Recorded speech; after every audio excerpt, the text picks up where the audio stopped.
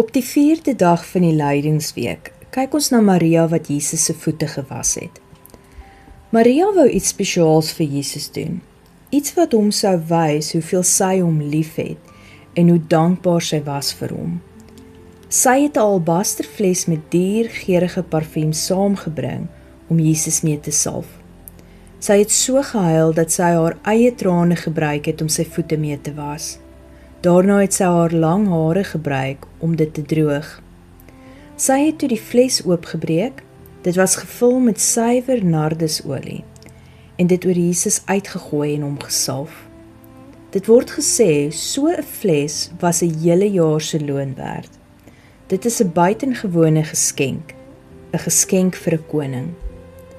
As ons eerlik is, hoeveel van ons sou 'n geskenk van daardie waarde aan enige iemand in ons lewens gee? Nie een van ons nie. Ons sou almal begin bereken wat ons anders met daardie geld kon doen, watter rekeninge ons kon betaal, hoe ons eie lewens kan verbeter. Judas het presies so gedink.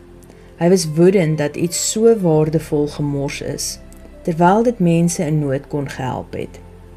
Maar Maria se daad van liefde en opoffering daardie dag was so kosbaar vir Jesus, dat hy 'n profesie oor haar uitgespreek het, dat sy vir altyd onthou sal word vir wat sy daardie dag gedoen het.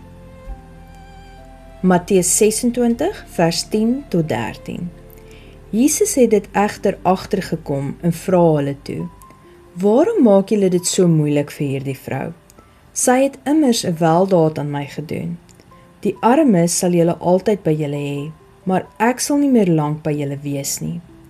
Toe sy hierdie olie op my uitgegooi het, het sy eintlik my liggaam vir my begrafnis voorberei. Ek verseker julle, waar hierdie goeie nuus ook al oor die wêreld verkondig sal word, sal daar ook gepraat word van wat sy gedoen het, en so sal sy vir altyd onthou word. Ek dink ook hierdie oomblik moes Jesus diep seer gemaak het, om te weet dit gaan die laaste keer wees dat iemand iets uit liefde vir hom doen, voordat hy sterf. Maar kyk na die groter prentjie hier. God het geweet presies op watter oomblik sy seun gaan sterf. Hy het geweet dit sou gebeur net voor die Sabbat begin, wanneer die gewone begrafnisrituele nie kan plaasvind nie. So hy het vooraf 'n plan beraam. Hy het Maria gelei om Jesus vooraf te salf. As die Vader so ver vooruit kan beplan vir sy eie seun, hoekom twyfel ons nog steeds dat hy in beheer is van ons lewens? Wees goed vir mekaar en weet dat die Here is in beheer.